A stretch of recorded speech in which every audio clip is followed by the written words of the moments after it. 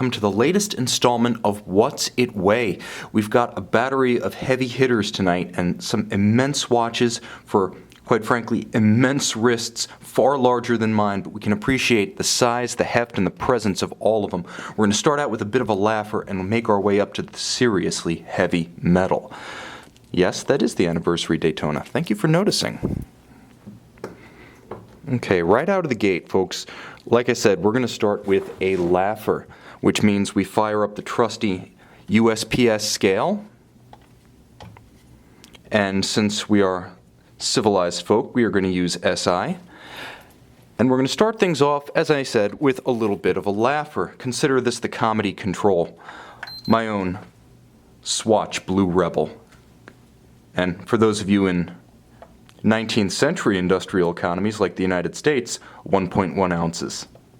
Okay, so having set the bar low, we're going to up the ante with another one of mine. This time my Jaeger-LeCoultre Master Compressor Extreme World Alarm. This is the Tides of Time. The outer case is steel, the inner case is titanium, and it all adds up to a total of 129 grams. Once again, we're talking about a quarter pound and a half ounce. Just a little bit more. All right? Let's turn up the wick a bit, to use one of my favorite British expressions.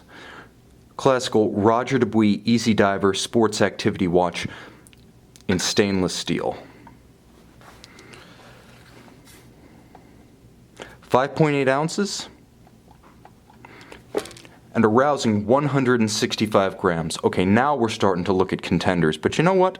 From low volume high horology in Geneva, we head over to low volume high horology in Le Chaux de Fonds, Maitre du Temps, Chapter 2, entirely in white gold, 58 millimeters from lug to lug. This is a mammoth machine. And at 222 grams, we're now talking solidly over 7 ounces, borderline 8. This is a watch that, quite frankly, you will never forget on your wrist, whether you're looking at it or not. How do we top that? Well, not with one, but two rejoinders from Mr. Roger Dubuis. An homage 40 millimeter white gold day-date by retrograde chronograph and an early sympathy 40 millimeter rose gold by retrograde chronograph, both featuring the Roger Dubuis caliber 5630 based on the Le Mans 2310 caliber. It's been to the moon, it's been in Patek Philippe's, and it's been uniquely utilized by Roger Dubuis in the early days of his namesake manufacture to create watches that combined weigh in at 9.2 ounces and 261 grams. Okay, now we're talking. By the way, that's a handsome set of double trouble right there. I'd be happy to wear either one.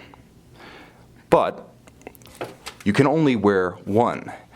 And in light of that fact, we have one that easily surpasses the two. Yes, this is the 50th anniversary Rolex 116506. This is the Platinum Daytona. And it does not disappoint. 277 grams, we're closing in on 300, and almost 10 ounces.